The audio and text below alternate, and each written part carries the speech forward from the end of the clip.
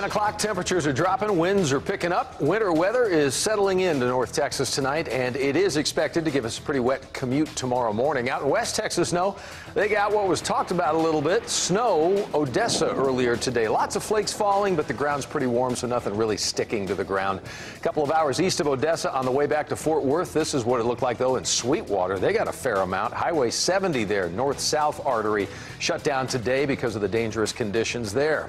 Meanwhile, live look right now, one of our CBS 11 storm chasers. We are out in Eastland County. No snow, all rain right now, but the rain is falling as that system inches its way closer into the Metroplex. Good evening. It's 10 o'clock. I'm Doug Dunbar. It's great to have you. Parts of our area right now under a winter weather advisory. We do have storm team coverage tonight, and we'll start with the man who knows. Chief Meteorologist Scott Padgett. What's happening right now and what's on the way? What's happening right now is we still have the rain falling through parts of the Metroplex. Not all of us seeing it, but we're seeing some rain rotating through Denton County into Tarrant County, making its way from the northeast to the southwest, wrapping around that area of low pressure that's just been a slow mover. So we're continuing to look at the heaviest precipitation well to the west right now, but seeing that switch over trying to happen right now, still west of 281, down near Eastland, just the west and southwest sides of Eastland County, west of 183, maybe down to near Brownwood, seeing a little bit of that trying to switch on over. So we've been watching this through the day today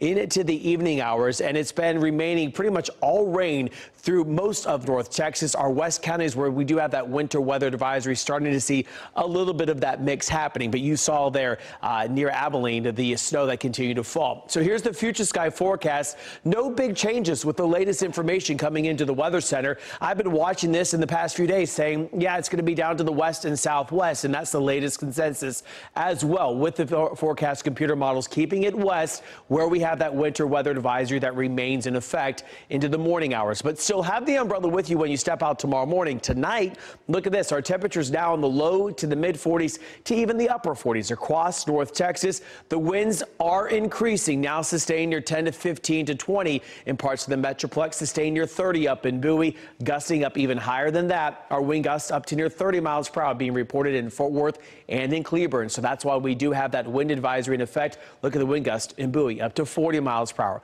Those winds increase tonight. The wind chill tomorrow morning will not be fun. We'll have more about that coming up, Doug. Scotty, we'll talk. Thank you so much. And with the strongest winds and the coldest temperatures arriving overnight, as Scott just detailed, lots of people have already gotten ready while others have just kind of shut things down for the night. Marianne Martinez live for us in Arlington, where the weather has spoiled a little bit of Christmas fun, unfortunately. Marianne?